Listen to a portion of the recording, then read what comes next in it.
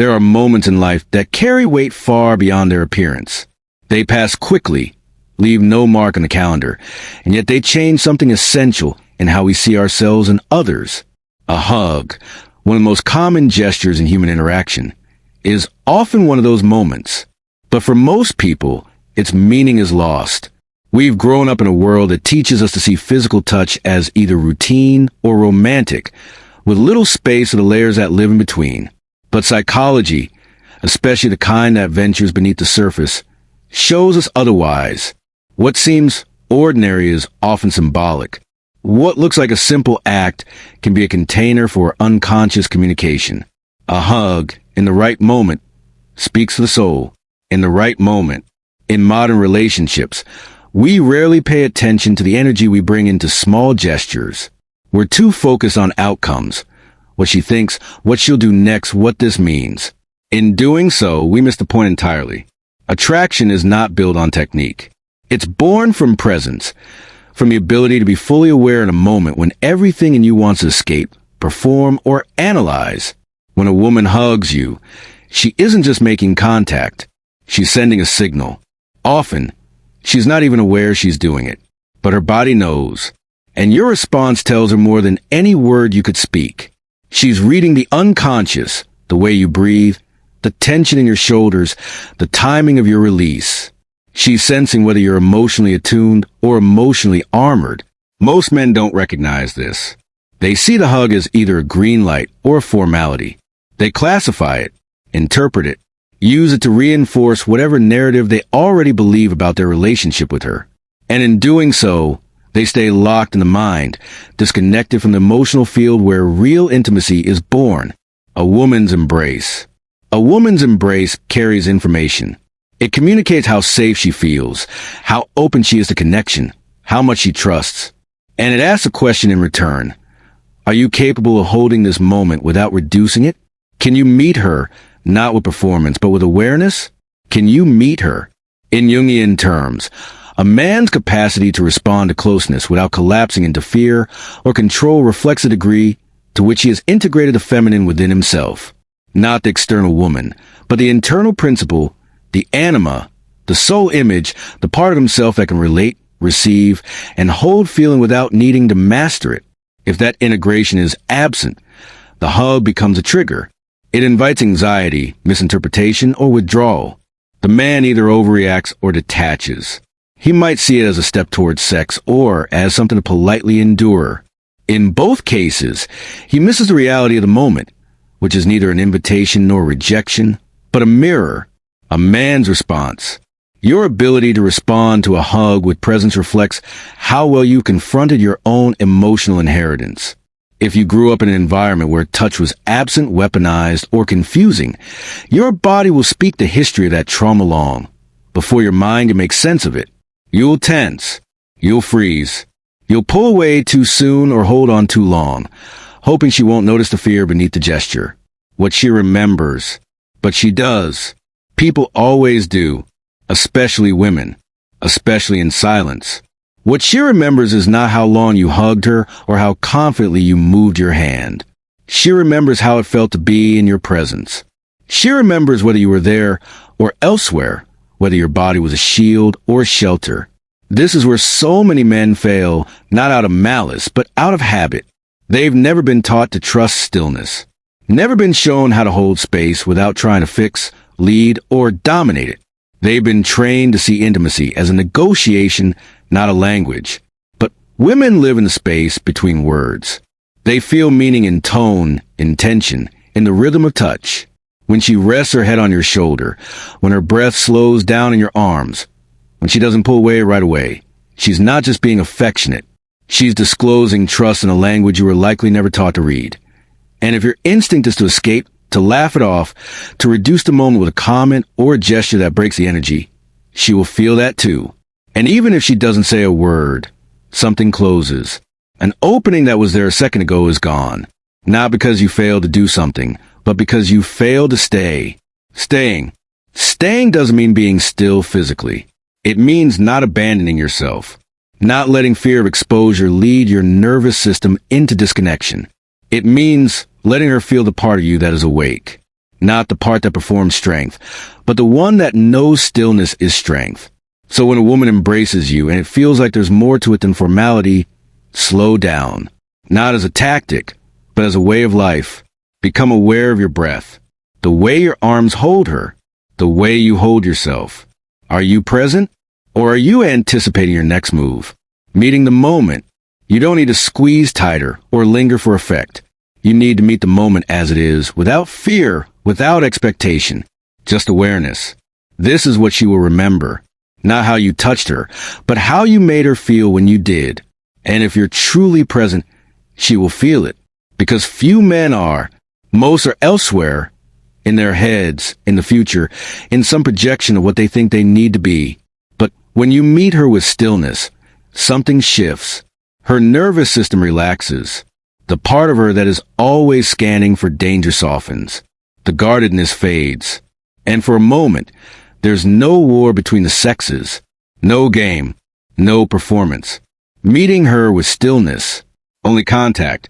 Only two people sharing something deeply human. That moment can shape her impression of you in ways you'll never see directly. It stays in her body. It becomes part of the emotional memory she carries. And whether she realizes it consciously or not, she will return to that feeling when she thinks of you. Not because you were perfect. Not because you said the right things. But because you were there. And very few people ever are. Human closeness. There's something uniquely disarming about human closeness. It doesn't require consent in the form of logic. It bypasses your intellect and reaches something older, more primitive. A hug is not about arms or bodies. It's about presence. It speaks in the language of security and emotional availability. In that contact, everything you've tried to hide becomes visible. A woman will know if you're split, if you're physically present but emotionally gone. She'll feel the gap. She won't know why, but she'll sense something missing. And if she's attuned to herself, she'll withdraw. Not because she's judging you, but because her nervous system is built to read congruence.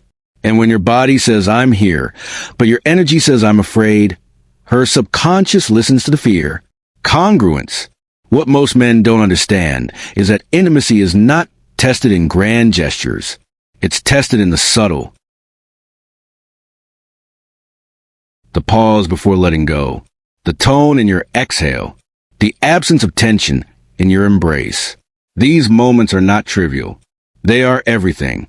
And if you haven't explored your own emotional history, if you haven't confronted where your aversion to intimacy began, you'll sabotage the very thing you're hoping to build. You can't connect with another until you've stopped running from yourself. Until you look honestly at the parts of you that flinch when someone gets too close. The man who cannot respond to a hug with grounded awareness is still in exile from his own emotional body. He may crave connection, but he resists its cost. Because connection demands vulnerability. It demands that you stop hiding behind what you know and step into what you feel. Vulnerability. Jung said that what you resist not only persists, it grows in size. And this is particularly true in our relationships. When we resist closeness, it doesn't vanish. It turns into patterns, emotional unavailability, passive aggression, compulsive independence. And over time, those patterns harden. They become character. Patterns. To break the pattern, you must first witness it. Ask yourself, how do you respond to emotional closeness? Not what you wish you did. What you actually do. Do you shift your body away? Do you cut the moment with humor? Do you analyze what she meant instead of letting yourself feel what you felt? Indicators. These are not just reactions. They're indicators. They point to a deeper internal posture. One that was likely formed long before you ever entered adulthood. Perhaps it was a parent who withheld affection. Perhaps it was a betrayal that taught you not to trust softness. Perhaps you were praised only when you performed, and so silence became threatening. Whatever the source, your body remembers. Awareness is the beginning, but you don't have to stay there. Awareness is the beginning. And a hug, one honest, extended moment of contact, can be a portal into that awareness, if you're willing to let it. If you can resist the urge to turn away from the discomfort it surfaces. Many men ask how to create attraction, how to be remembered, how to leave a mark. But what they don't realize is that the most lasting impression is made when you meet a woman not as a seeker of validation, but as someone anchored in himself, not attached but present, not cold but clear. The most lasting impression, when she hugs you, what she's really asking is, are you attuned? Are you here with me, or are you somewhere else? Do you feel safe inside your own skin? Can you hold this moment without needing it to be more than it is? You don't answer these questions with words. You answer them with your energy. You answer them by standing still and letting her feel that she's not being absorbed nor pushed away, that she is being held, not just by arms, but by awareness. You become it. This kind of presence is not something you perform. It's something you become. And you become it by doing the slow work of healing what taught you to escape intimacy. You become it by grieving the years you lived behind your defenses, by shedding the performance, by realizing that the most magnetic version of you isn't the most impressive. It's the most integrated. The most integrated. The modern dating world is full of noise, advice that's mechanical, scripts that are manipulative, techniques built on fear. But the truth is simple. What leaves a woman thinking about you long after she's gone is the way you made her feel when she didn't have to guard herself, when her nervous system said yes, even if her mind was unsure. This isn't about being passive. It's about being solid. When a man is emotionally regulated, when he no longer panics in the presence of genuine feeling, when he's not trying to extract anything, he becomes unforgettable, not because he tries to be, but because he reflects something rare, a man who has faced himself and come out whole. She may not be able to name it, but she'll feel it, and her body will remember what stays on her mind. And that's what stays on her mind. Not your image, not your wit, not your ambition, but your emotional texture, the way it felt to be near you, the absence of tension, the rare comfort of a man who didn't flinch when closeness arrived. So when that moment comes, and it will, when she steps toward you and rests herself against your frame, don't rush, don't tighten, don't turn it into something else. Just breathe. Let the moment be what it is. Just breathe. Feel the ground beneath your feet. Let your arms communicate what your ego cannot. And when it's time to let go, do it with awareness, not anticipation. You are not just ending a hug. You are closing a window into the unconscious. Do it gently. Let her leave with the impression that you didn't need anything from her, but you welcomed everything she offered. In that space, you give her something most men never do: psychological safety. And that is the foundation of attraction, of respect, of memory. That is what endures. Psychological safety. You don't need to chase her, or convince her, or impress her. You only need to be present enough in one silent moment to show her that you are not afraid of what she brings. Because the truth is, we remember those who help us remember ourselves. And if you can hold her without losing yourself, without performing, without pulling away, you'll do far more than stay on her mind. We remember. You'll stay in her nervous system. And that is where desire begins. If you're drawn to content that doesn't offer quick answers but invites serious reflection, you're in the right place.